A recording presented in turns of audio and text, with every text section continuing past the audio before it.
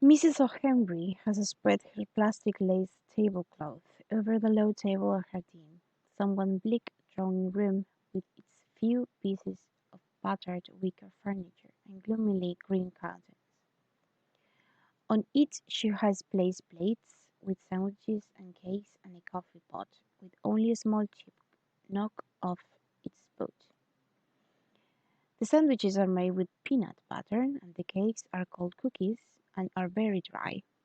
The guests giggle as they try to bite into these rocky plums, and Uma flushes, feels she must make up for their impoliteness.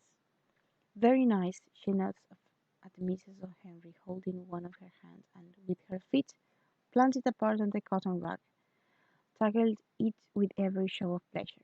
Where did you get them from? Bollarams? Oh no, not that Bollaram. Mrs. O'Henry dismisses the name of the local baker with the greatest scorn. I order my peanut butter from Landor, and the cookies are baked according to the recipe of the Landor cookbook. The ladies in our mission wrote it especially for Indian conditions, which are different from those at home.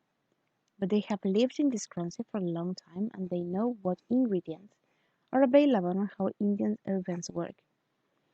They have taught a local grocer to make peanut butter and pickled relish and blackberry jam and other things for folks like us. It sure helps. Pickled relish?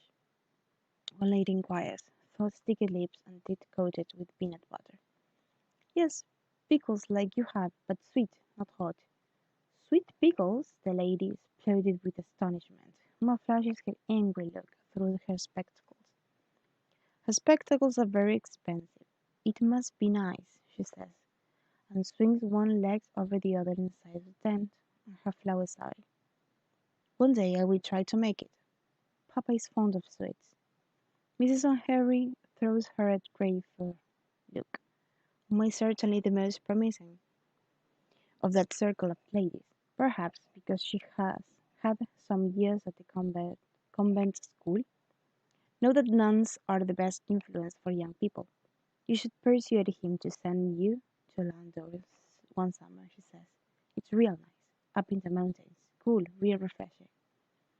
She sighs and looks up at the slowly revolving fan which has a sneak, squeak at the rattle they have never managed to get rid of.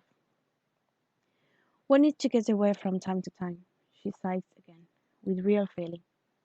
Mrs. O'Henry has two shining braids of hair that cross over the top of her head and are pinned neatly in place, but her eyes have wrinkles around them and are so faded that they are the color of washed pebbles.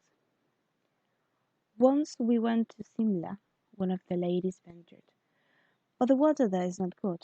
My children fell ill. Oh, oh, Mrs. O'Henry says with automatic sympathy. Yes, they had very bad diarrhea. Diarrhea. Very bad, with great difficulty. We brought them back by train. My husband said better not to go again if they only become ill. I will feel better when I am in the mountains, Mrs. Henry insists, and the washed pebbles on her eyes come to light momentarily. She turns to Ume, who seems the most likely to sympathize. All of us from the mission collect there, from all over India in summer. It's great. We have concerts and lectures. We get visiting preachers, preachers from other parts to talk and show us slides. At the end of June, there's a big fair at Woodstock School. Folks come all the way from Missouri for the fair. Last year I was in charge of Christmas card stall.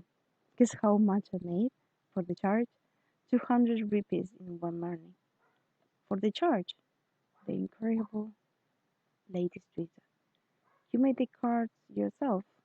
Uma says. Please show us. I would like to learn. And Mrs. O'Henry seems greatly relieved to lead them away from the coffee table to the lighted veranda at the back where she works. She sets out her colored paper and scissors and sequins and ribbons and a stencil, and instead of educating the ladies in the appreciation of peanut butter and cookies, she's able to impress them or at least Uma, by a demonstration of belief present and stealing.